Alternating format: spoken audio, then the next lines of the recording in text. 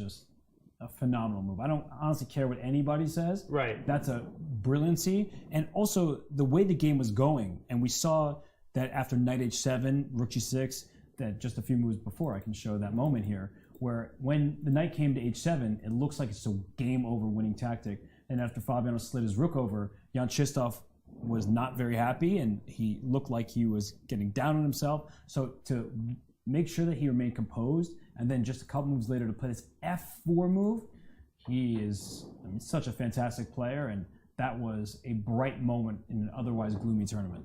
Of course, and we were having the feeling that he's losing the thread of the game after knight h7 and rook g6, but he gained his composure very quickly, and he found the only moves in this position.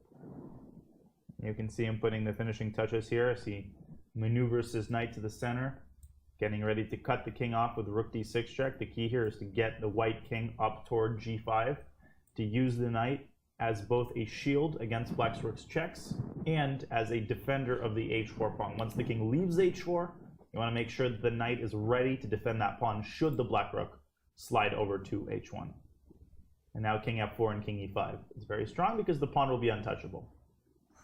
Yeah, rook g4 check. Thank you for the pawn. But as Danya is indicating, the knight comes to f5 with a fork, protecting h4 tactically. And yeah, this is just almost enough at this point. And if this king gets to f6 and the knight to f5, we're already going to see black get checked. Fabi might resign right now.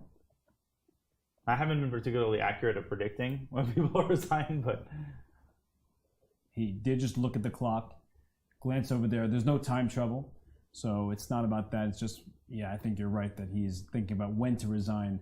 And when he resigns, the round is over, at least by the moves in the chessboard.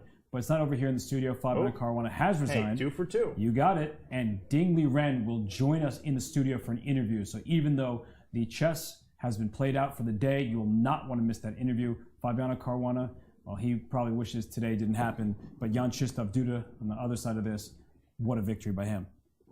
An incredible game. And as commentators, we're unbiased. We're rooting for good games to be played. That's what we want. But when somebody has a rough tournament and recovers and plays a game like this, you can't but be happy for him. Even if you're a Fabi fan, you got to be happy with the way that Duda played. You got to be happy for him. The tournament is not over. He's going to try to ride his momentum tomorrow. But what an incredible performance we were treated to by the poll with 3 names. The poll with 3 names, and well, the results from this round. Another day full of